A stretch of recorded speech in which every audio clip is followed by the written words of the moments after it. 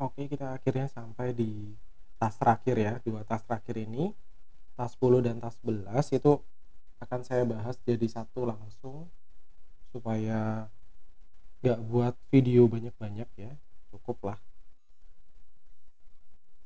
Baik, yang tas 10 kita diminta untuk menghasilkan sebuah fungsi dengan nilai random dengan antara 111 sampai 999.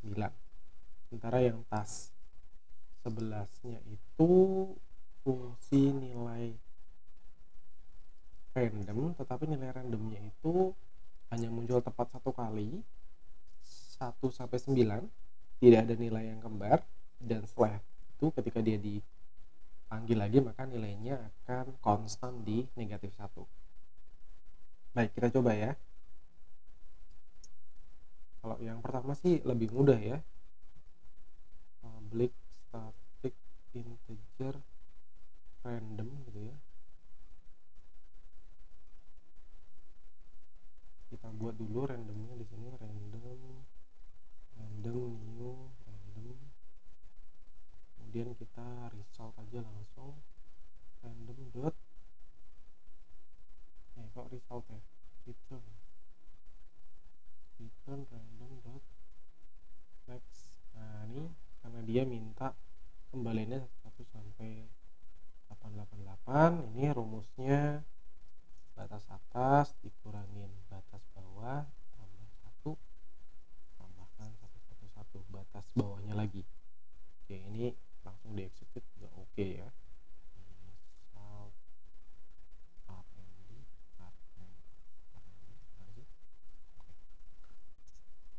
jalankan aman ya. Oke, kita coba yang kedua. Yang kedua ini agak tricky soalnya. Public static sama integer cuman random sama. Nah, mengingat dia itu hanya bisa jalan 9 kali dan tidak boleh ada angka kembar, maka kita harus membuat sebuah variabel gitu ya. Misalkan yang pertama limit mula-mula nilainya 0 dan sebuah variabel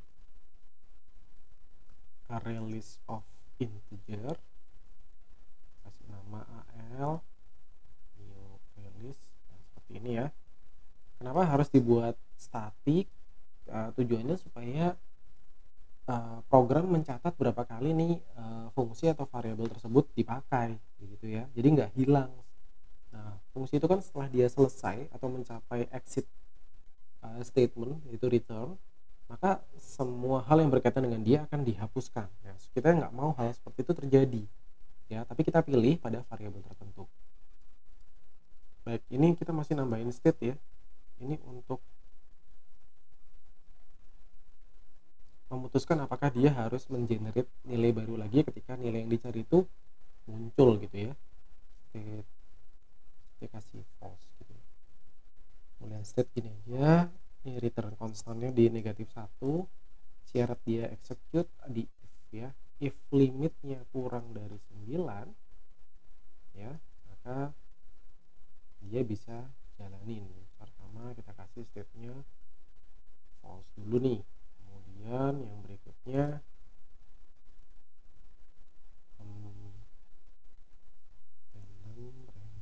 new random variabel ya, kita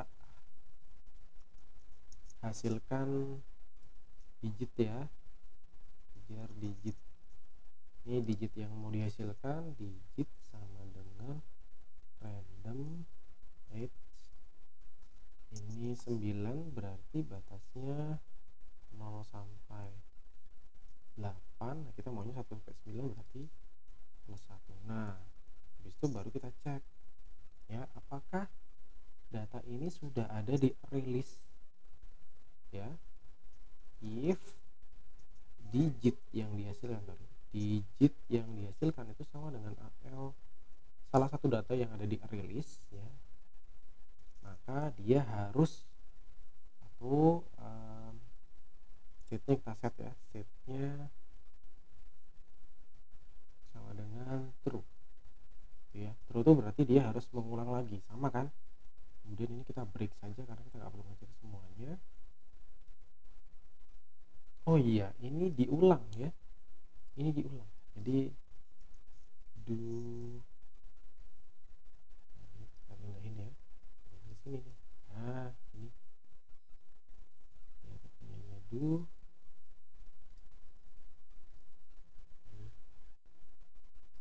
Nah ini ya. Oke, kemudian ini kita kasih while ya.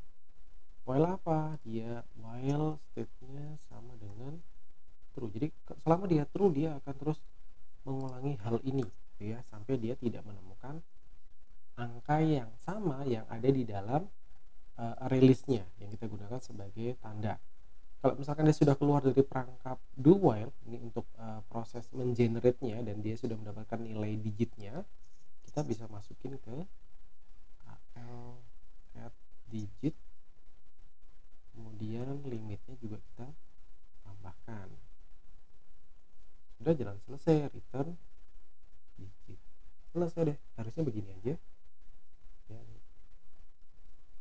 Nah seperti ini ya, syaratnya dia jalan ada di dalam sini, syaratnya dia harus mengenerate ada di sebelah sini ya. Selama dia sama, generate terus.